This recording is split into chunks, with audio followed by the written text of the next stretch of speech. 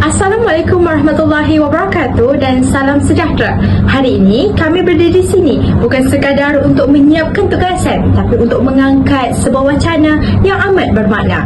Kita akan menelusuri sebuah artikel akademik yang membawa roh perjuangan bahasa, sebuah karya yang mengingatkan kita bahawa bahasa bukan sekadar alat komunikasi, tapi nadi identiti dan jantung budaya bangsa.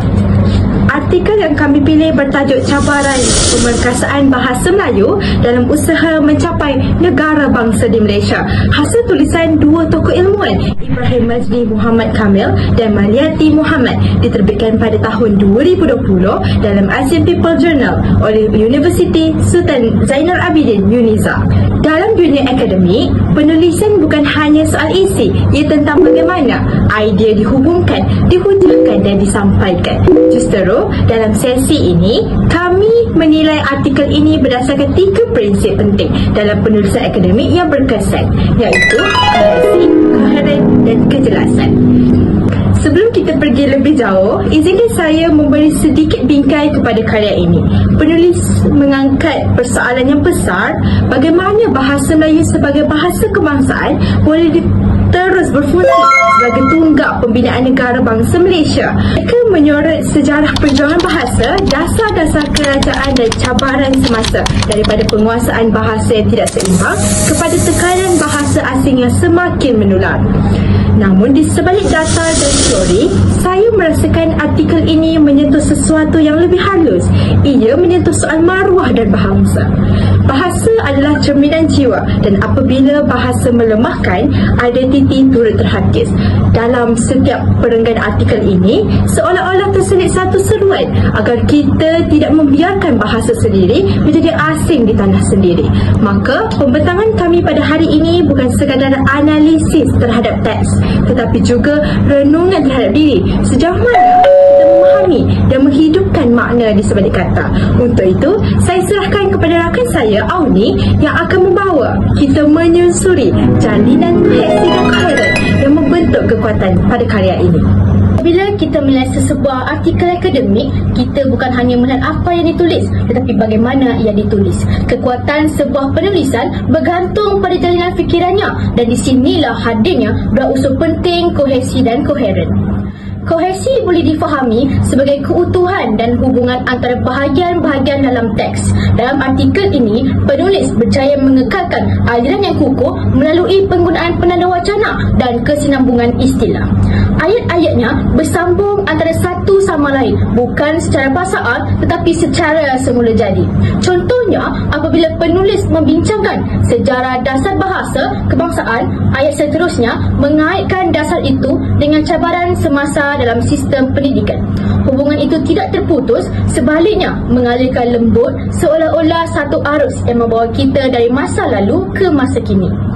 Dari aspek struktur, artikel ini juga menunjukkan koheren yang kuat.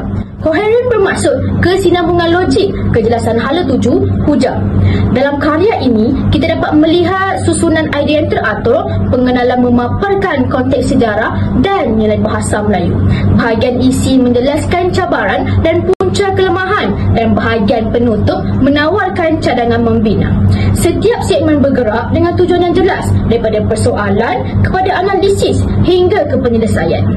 Namun, seperti semua karya ilmiah, tiada yang sempurna. Namun seperti semua karya ilmiah, tiada yang sempurna. Ada peralihan idea yang terasa agak mendadak. Misalnya, ketika penulis beralih dari perbincangan tentang dasar kerajaan kepada fenomena bahasa rojak dalam kalangan masyarakat muda. Sekiranya penulis menambah 1 atau 2 ayat penghubung untuk menjelaskan kaitan sebab dan akibat, kesinambungan hujah itu akan menjadi lebih kuat. Walau begitu, keseluruhan struktur artikel ini kekal kukuh dan logik. Kita dapat merasakan bahawa setiap bahagiannya ditulis dengan tujuan, dan setiap tujuan menyokong hujah yang lebih besar. Bahawa pemerkasaan bahasa Melayu bukan hanya soal dasar, tapi soal kesedaran kolektif seluruh rakyat Malaysia. Penulis menulis bukan untuk menguji dasar, tetapi untuk menyedarkan jiwa, dan itulah kekuatan koheren sebenar. Apabila tulisan akademik mampu memimpin mampu memimpin pembaca berfikir dengan tertib tapi juga merasa dengan hati. Seterusnya, saya serahkan kepada Amin yang akan membawa kita menilai aspek kejelasan serta makna yang lebih luas di sebalik gaya penulis bahasa. Jika kohesi menyatukan struktur dan koheren menyusun logik, maka kejelasan ialah nyawa yang menghidupkan keseluruhan penulisan. Sebuah karya boleh padat dengan fakta, tetapi tanpa kejelasan, maknanya hilang di tengah lautan kata. Dalam artikel ini, kejelasan bukan hanya hadir dalam bahasa, tetapi dalam niat penulisan itu sendiri. Gaya bahasa yang digunakan oleh penulis sederhana tetapi penuh makna. Ayatnya tidak panjang berjela, namun setiap satu membawa maksud yang tersusun dan mudah diikuti. Struktur ayat berbentuk akademik tetapi tidak membingungkan. Pilihan perkataan tepat dan laras bahasanya selaras dengan disiplin sosiolinguistik. Namun, yang paling menarik, kejelasan karya ini lahir daripada keseimbangan antara intelektual dan emosi. Penulis tidak hanya menulis dari meja teori, mereka menulis dengan jiwa, dengan rasa cinta terhadap bahasa sendiri. Mereka menegaskan bahawa bahasa Melayu bukan sekadar alat penyampai maklumat, tetapi alat untuk menyatukan bangsa, memupuk budaya dan menanda jati diri. Kejelasan juga dapat dilihat melalui cara penulis menutup artikel mereka. Kesimpulan ditulis dengan nada reflektif dan menyeru bahawa tanggungjawab memperkasakan bahasa ini bukan hanya di bahu kerajaan tetapi di bahu kita semua. Setiap perkataan terakhir mereka berfungsi seperti peringatan lembut. Jika kita mengabaikan bahasa sendiri, kita sedang melunturkan warna bangsa yang kita cintai. Dan disitulah bagi saya terletaknya keindahan sebenar penulisan akademik ini, apabila ilmu bertemu nilai dan fakta bersatu dengan rasa. Maka dapat kita simpulkan bahawa karya ini dari aspek kohesi, koheren dan kejelasan bukan sekadar memenuhi piawaian akademik, tetapi melampauinya dengan sentuhan nurani. Ia mengajar kita bahawa menulis secara ilmiah tidak bererti menulis tanpa jiwa, dan membaca secara kritis bukan sekadar mencari kesalahan tetapi menimba hikmah. Bahasa ialah akar bangsa dan melalui analisis ini, kita tidak sekadar membaca tetapi memahami bagaimana sebuah tulisan akademik boleh menjadi suara perjuangan. Baiklah, seterusnya kita akan menelusuri nadi sebenar artikel ini. Bukan sekadar apa yang dikatakan, tapi bagaimana ia diungkapkan. Saya mulakan dengan unsur kohesi, iaitu kekuatan hubungan antara ayat, perenggan dan bahagian dalam keseluruhan penulisan. Artikel ini memperlihatkan struktur kohesi yang konsisten dan matang. Penulis memanfaatkan berada wacana yang berfungsi dengan baik, seperti oleh itu, di samping itu, selanjutnya, seterusnya dan akhirnya, bagi memastikan aliran idea tidak terputus. Kita dapat lihat bagaimana bahagian awal penulis membina asas sejarah bahasa Melayu sebagai lambang perpaduan. Perenggan selepasnya terus mengaitkan sejarah itu dengan dasar semasa, menunjukkan kesinambungan ide yang berpaut erat, bukan sekadar disusun secara rawak. Dari segi penggunaan istilah, penulis juga mengekalkan kohesi leksikal. Kata kunci seperti bahasa Melayu, negara bangsa, pemerkasaan bahasa dan dasar pendidikan digunakan secara konsisten dan berulang, tetapi bukan berlebihan. Pengulangan ini bukan untuk mengisi ruang, tetapi untuk menegaskan konsep yang menjadi tunjang keseluruhan hujang.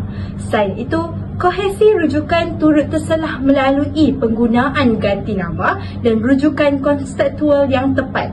Contohnya, apabila penulis menyebut bahasa ini, jelas kepada pembaca bahawa ia merujuk kepada bahasa Melayu kerana konteks sebelumnya telah tersedia dengan kemas. tiada kekeliruan atau jurang makna yang mengganggu pembacaan. Namun, dalam aspek kohesi peralihan topik, terdapat ruang kecil untuk penambahbaikan. Peralihan antara pembincangan dasar kerajaan kepada isu sosial seperti penggunaan bahasa rojak agak mendadak. Sebagai pembaca, kita terasa sedikit perubahan nada tanpa jembatan ide yang cukup. Sekiranya penulis menyisipkan satu ayat transisi, contohnya, kelemahan dalam pelaksanaan dasar ini turut dipengaruhi oleh sikap masyarakat terhadap bahasa Melayu dalam kehidupan seharian. Maka, kesinambungan antara wacana dasar dan realiti sosial akan menjadi lebih padu. Secara keseluruhan dari segi kohesi, artikel ini menepati ciri penulisan akademik yang baik. Hubungan antara bahagian kukuh, peralihan terancang dan pengulangan istilah bersifat fungsional dan bukan kosmetik. Kohesi inilah yang menjadi artikel ini mudah difahami walaupun wacananya bersifat ilmiah. Saya serahkan seterusnya kepada Auni untuk menghuraikan dimensi kedua, koheren, iaitu aliran pemikiran dan logik hujah dalam karya ini. Baiklah, jika kohesi mengikat bentuk penulisan, maka koheren ialah daya fikir yang mengikat makna. Tanpa koheren, tulisan hanya menjadi serpihan ayat tanpa hala. Dalam artikel ini, koheren bukan sahaja hadir tetapi dibina dengan susunan hujah yang matang dan rasional. Penulis memulakan artikel dengan latar sejarah menjelaskan bagaimana bahasa Melayu menjadi asas identiti bangsa pramerdeka. Bahagian ini berfungsi sebagai pembuka logik yang meletakkan dasar kepada pembaca tentang mengapa isu ini penting. Kemudian, penulis beralih kepada isu dan cabaran semasa, menjadikan peralihan dari sejarah ke konteks moden terasa wajar, bukan tergesa-gesa. Hujah penulis berkembang secara didaktif daripada gagasan umum kepada perincian khusus. Sebagai contoh, setelah menjelaskan peranan bahasa sebagai simbol perpaduan, penulis menguraikan cabaran seperti penggunaan bahasa rojak, pengaruh bahasa asing serta sikap masyarakat yang tidak konsisten menggunakan bahasa kebangsaan. Ini menunjukkan kesinambungan logik dari teori realiti dari idealisme ke cabaran praktikal. Selain itu, koheren semantik juga jelas dalam cara penulis menghubungkan antara konsep. Contohnya, apabila mereka membincangkan isu pendidikan, mereka tidak melihatnya sebagai terpisah, sebagai aspek terpisah, tetapi mengaitkannya dengan pembinaan jati diri dan pelajar. Mengaitkannya dengan pembinaan jati diri pelajar dan kedaulatan bahasa ilmu. Hujah ini tidak berdiri sendiri tetapi saling memperkukuh. Dari segi retorik akademik, penulis juga menggunakan strategi pengimbangan hujah, iaitu menimbang antara pencapaian dan kelemahan dasar sedia ada. Mereka tidak menulis secara emosional, sebaliknya menilai dengan objektif. Misalnya, mereka mengakui bahawa kerajaan telah melaksanakan pelbagai dasar pemerkasaan bahasa, namun menegaskan bahawa tanpa kesedaran masyarakat, dasar itu ibarat jasad tanpa roh. Ayat sebegini bukan sahaja logik tetapi juga berlapis makna. Namun, saya berpandangan bahawa artikel ini boleh menambah kekuatan koherennya melalui penggunaan data empirikal. Sekiranya penulis menyertakan statik semasa seperti peratus penggunaan bahasa Melayu dalam sektor swasta atau dalam pendidikan tinggi, maka hujah mereka akan lebih berwibawa dan konkret. Secara keseluruhannya, artikel ini koheren dari segi aliran dan struktur. Setiap hujah ada sebab dan setiap sebab mengarahkan kepada kesimpulan yang logik. Penulis membimbing pembaca dengan tertib dari kesedaran sejarah kepada tanggungjawab semasa. Dan disitulah keindahan akademi yang sebenar apabila wacana tidak sekadar menyatakan pendapat tetapi menuntun cara berfikir yang tertib. Saya serahkan kepada Amin untuk menutup bahagian analisis ini dengan perbincangan tentang kejelasan unsur terakhir yang menjadikan karya ini benar-benar berkesan. Saya kira setelah kita mengurai kohesi dan koheren, maka tinggal satu unsur yang terakhir yang menyempurnakan segala, iaitu kejelasan. Dan kejelasan dalam artikel ini bukan hanya tentang bahasa yang mudah difahami, tetapi tentang hati yang jernih dalam menyampaikan kebenaran. Kita dapat merasakan bahawa Penulis menulis bukan kerana tugasan, tetapi kerana tanggungjawab. Setiap ayat mereka adalah seruan halus agar kita sedar bahawa bahasa bukan milik masa lalu, tetapi bekal untuk masa depan. Apabila bahasa diperkasa, bangsa menjadi bermaruah. Apabila bahasa diabaikan, bangsa kehilangan suara. Saya teringat satu kalimat dalam karya itu, iaitu bahasa Melayu harus terus dipertahankan sebagai lambang perpaduan dan alat penyatuan rakyat Malaysia. Ayat itu kelihatan mudah, namun jika kita renungi, di situlah letaknya semangat pembinaan negara bangsa. Bahawa bahasa bukan hanya alat berucap, tetapi asas berfikir dan bernegara. Penjelasan sebegini bukan datang daripada kecerdikan semata-mata, tetapi daripada kesedaran. Dan apabila penulisan akademik berjaya menyatukan ilmu dengan kesedaran, maka ia tidak lagi sekadar bacaan ilmiah, ia menjadi dakwah intelektual. Apabila sebuah bangsa mahu berdiri megah, ia tidak bermula daripada senjata kuasa dan kekayaan, tetapi daripada bahasa. Bahasa ialah akar yang menyatukan sejarah, ilmu dan jiwa. Dan artikel cabaran pemerkasaan bahasa Melayu dalam usaha mencapai negara bangsa di Malaysia ini telah mempamerkan kebenaran itu dengan penuh ketetapan ilmiah. Melalui lensa koherensi, kita melihat bagaimana setiap bahagian dalam artikel ini saling bertaut, membentuk anyaman pemikiran yang kemas dan tersusun. Tiada ayat dibiarkan terapung tanpa maksud, tiada idea yang dipisahkan tanpa hubungan. Inilah bukti bahawa penulis memahami ilmu, struktur bukan sekadar bentuk, ia adalah nadi kefahaman. Namun, yang lebih dalam daripada itu ialah mesej tersiratnya. Bahasa Melayu bukan sekadar alat komunikasi, ia simbol kewujudan, lambang jati diri dan penuh penentuan arah bangsa. Tanpa bahasa, kita kehilangan wajah. Tanpa jati diri, kita kehilangan hala. Dan di sinilah penulisan akademik memainkan peranan. Ia bukan hanya menyalin fakta, tapi membentuk kesedaran. Penulis mengingatkan kita bahawa pemerkasaan bahasa bukan kerja guru semata-mata, bukan urusan kerajaan semata-mata, tetapi tanggungjawab seluruh warga. Ya. Apabila kita melihat penulisan ini melalui kacamata koheren, kita melihat bagaimana logik dan emosi berpadu menjadi satu. Artikel ini bukan sekadar menghimpun pandangan, tetapi menyusun pemikiran dengan tertib dan niat yang jelas. Setiap hujah yang dikemukakan membawa kepada kesimpulan yang dapat disahkan secara rasional. Apabila penulis berbicara tentang dasar bahasa, mereka tidak berhenti pada teori. Mereka menunjukkan bagaimana dasar itu berhubung dengan masyarakat, pendidikan dan budaya. Setiap perenggan ibarat anak tangga, membawa pembaca naik setapak demi setapak menuju kesedaran yang lebih luas. Inilah keindahan koheren sebenar. Ia bukan sekadar susunan fakta, tapi perjalanan minda. Dan melalui perjalanan inilah kita belajar sesuatu tentang bangsa sendiri. Bahawa kekuatan tidak akan lahir daripada bahasa asing yang dihafal, tetapi daripada bahasa sendiri yang dihayati. Sebagai mahasiswa dan bakal cendekiawan, kita harus belajar menulis bukan untuk memenuhi halaman, tetapi untuk menyampaikan makna. Menulis dengan koheren bererti menulis dengan disiplin fikiran dan kejujuran hati. Dan itulah yang telah ditunjukkan oleh penulis artikel ini. Kejujuran ilmiah yang disalut dengan kasih terhadap bahasa sendiri.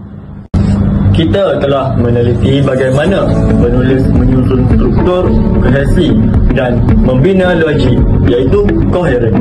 Kini kita beralih kepada unsur terakhir, iaitu kejelasan, iaitu sejauh mana buah bahasa yang digunakan dalam artikel ini mampu menyampaikan makna dengan tepat dan mudah difahami. Kejelasan bukan hanya soal pilihan perkataan, ia ialah satu keupayaan penulis menjadikan pemikiran kompleks dapat diakses oleh pembaca tanpa kehilangan kedalaman. Dan dalam hal ini, penulis artikel berkenaan menunjukkan kecekapan yang tinggi. Mereka menggunakan laras bahasa akademik yang formal tetapi tidak membingungkan. Ayat-ayatnya padat namun tidak syarat dengan makna berlebihan. Setiap istilah utama dijelaskan melalui konteks. Contohnya, negara bangsa tidak didefinisikan secara langsung, tetapi ia diterangkan melalui peranan bahasa dalam menyatukan rakyat yang berbilang kaum. Pendekatan ini menampakkan kemahiran wacana akademik yang matang di mana penjelasannya tidak disuap tetapi difahami melalui logik penulisan.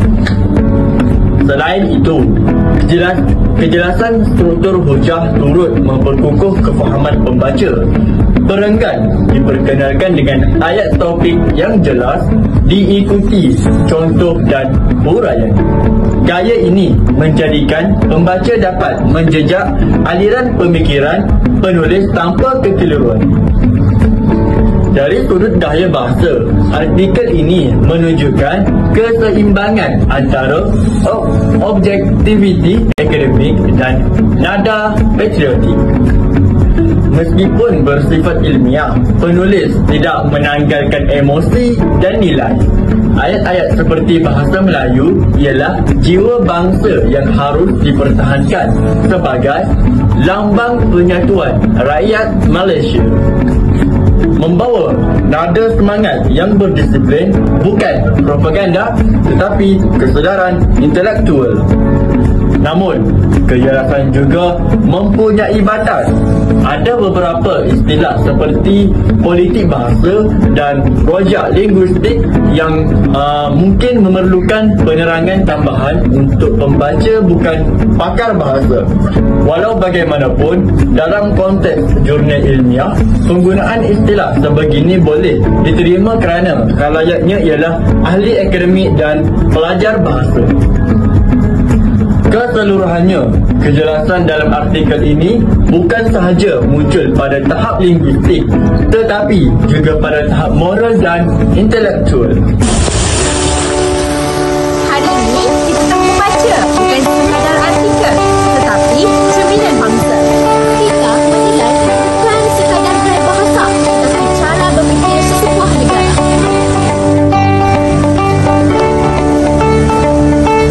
Dan kita memahami bahawa memperkata bahasa Melayu bukan hanya usaha akademik, ia perjuangan peradaban.